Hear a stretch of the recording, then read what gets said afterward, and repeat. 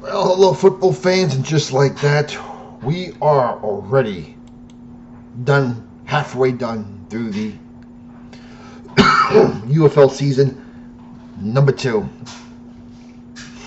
And I can honestly say this has by far been the best weekend of UFL football this year. Those first 2 weeks were slow, they were boring, the defenses were clearly ahead. If you took the under of those games, you won. But lately, since week 3, if you're taking the over, you're definitely winning. First, we had the big upset in the first league overtime game, which Memphis got its first win against the 3-time defending champion Stallions. Yesterday, you can arguably say that we had the best game of the year. A game with 6-7 lead changes. And I'm going to tell you right now, as far as interconference rivalries go, it seems like the best one out there by far right now is Michigan-St. Louis. One, because it's a Midwest rivalry, and two, they played 2 really good games. Of course, we had Jake Bates last year, the 64-yarder, and he got his name on the Detroit Lions speed dial right away. And yesterday's thrilling game. And today we had the most points scored this year. 70. My DC Defenders are now 4-1. Arlington Renegades are now 3-2. And what a comeback this was. This was the biggest comeback also this week, I think, in league history. Someone correct me if I'm wrong. The Friends were down 15. They come back to win this one 37-33. And what a game this was. I'm going to tell you right now, what a rivalry this has become. This is the spring version, football version of the Dallas Cowboys and Washington Redskins. These two teams have got it. They played some pretty memorable games, including the XFL Championship. But the DC Defenders on this day would win this game 37-33 in a great comeback. Of course, we had the pick 6 for DC, which pretty much brought them back into the game.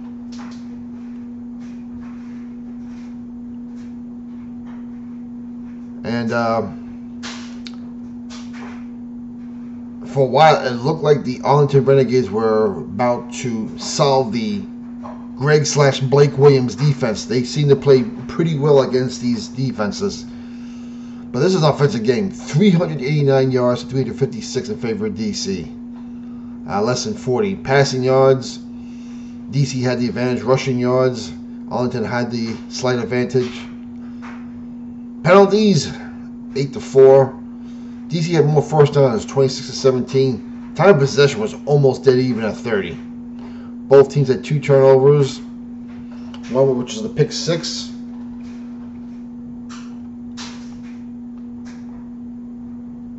Luis Perez was amazing. 23 of 33, 260 yards, 1 touchdown, and 1 bad interception, which led to 6 points.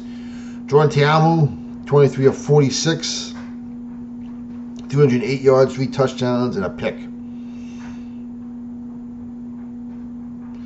Of course, Colin Ballage led the game in rushing with 79 yards, but 1 touchdown, but had that huge fumble in the 4th quarter, which led to part of the DC Defenders comeback. And don't forget, DC broke the hearts of Arlington last year on the road, where DC scored something like 11 points within the last 2 minutes on a 4th down conversion to win that game.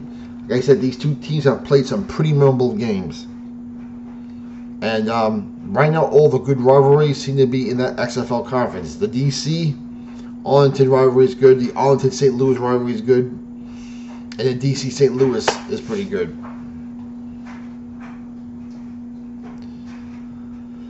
I would like to say in the other conference you have Birmingham and Michigan, but Michigan has yet to beat them. So even though they play a competitive game, Michigan hasn't won.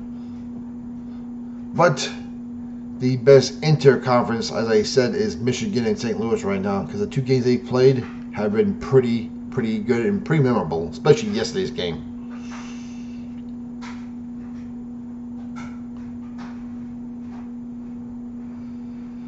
But the DC receivers, they either make some amazing catches or they drop some pretty bad balls. Jordan Ta'amu is either on target or he's way off. He's definitely not the consistent player that Luis Perez is, but regardless, this was a fun game. And DC goes on to win 37-33, what was the highest scoring game of the year and the biggest comeback in league history. Now in the final game of the weekend, which was very anticlimactic, Houston comes up with a big win, 27-3. They beat San Antonio. San Antonio falls to 1-4. Houston's now at 23, and believe it or not, only one game behind both the Stallions and the Panthers. I have to give credit where credit's due. C.J. Johnson, I've been brutal on him. A lot of us have been brutal on him, and for good reason. But these guys are playing hard for him. And defense after first week has come around, and now with Jalen McClendon at quarterback, I'm thinking, why did it take so long for someone to pick up Jalen McClendon? Houston seems to have a quarterback now, and they're developing more on an offensive identity. San Antonio, just when you think they're ready to turn a corner, they just make you scratch your head.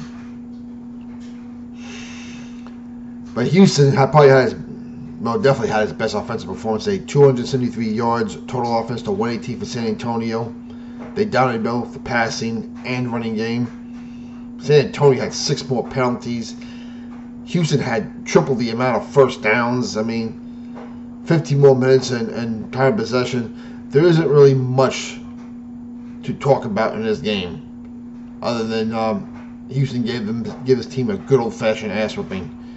And Kellen Mond, when you think he's turned a corner, 4-9 for 35 yards. Terrible game. 1 pick. Jared Garatano, 6 out of 15, 20 yards. 1 deception. This was just an all-around horrible game for the Bombers. Jalen McClendon was solid, 22 of 32, 173 yards. 1 deception, which meant nothing.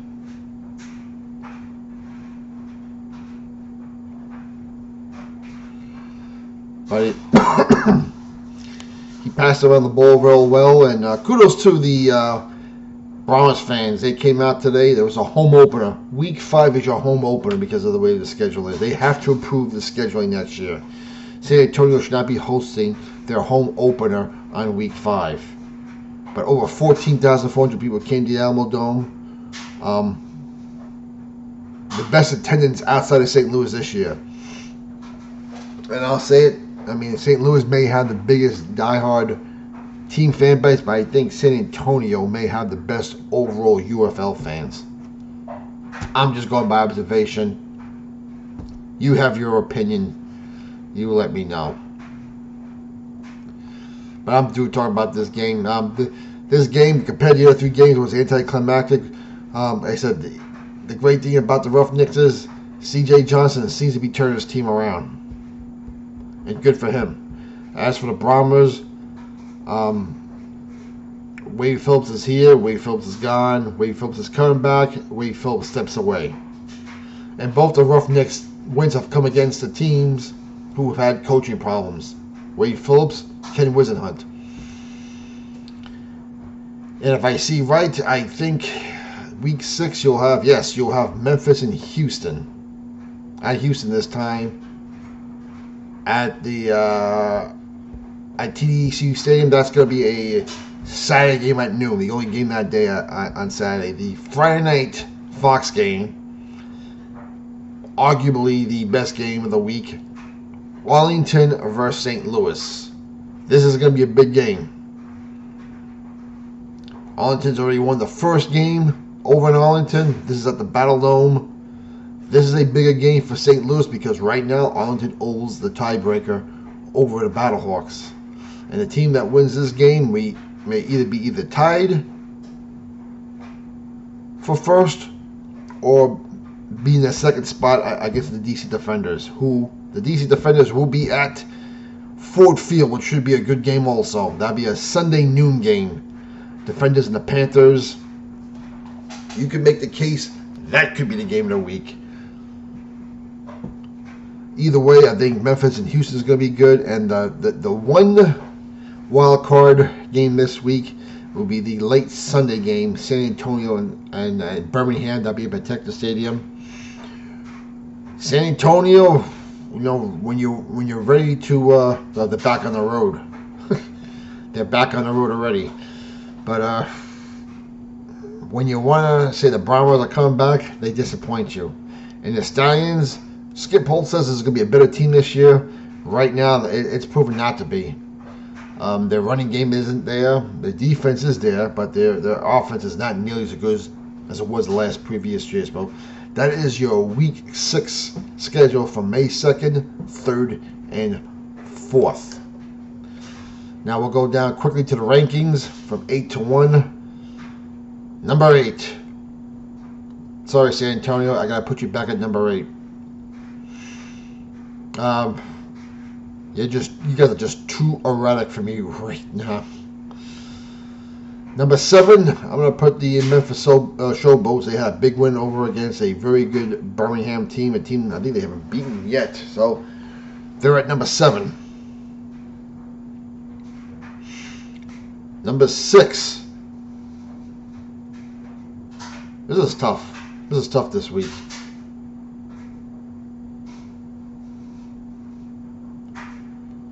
I'm going to Birmingham Stallions. I'm not like what I'm seeing out of Birmingham right now. A lot of concerns on offense. So I'm going to put them number 6. Number 5. Oof. I'm going to put the Battlehawks at number 5. Number 3, I'm going with the Arlington Renegades. Number 2, I am going with the Michigan Panthers. Of course, number 1, my beloved DC Defenders. But the one good thing we see in the league right now is, as the old phrase goes, on any given day, one team could be another one. Right now, the talent level is so good that there is no given win right now. Now, this could change based on injuries and or if teams just decide to pack it in if things go bad. Right now, if you're a fan of the UFL, you have to like what you've seen since week 3, 4, and now this one, week 5. And the schedule for week 6, I can honestly say 3 of the 4 games are going to be worth watching. Your comments down below. What's your opinion? I'd like to know. For the love of football, we'll talk to you Tuesday when the rains come out.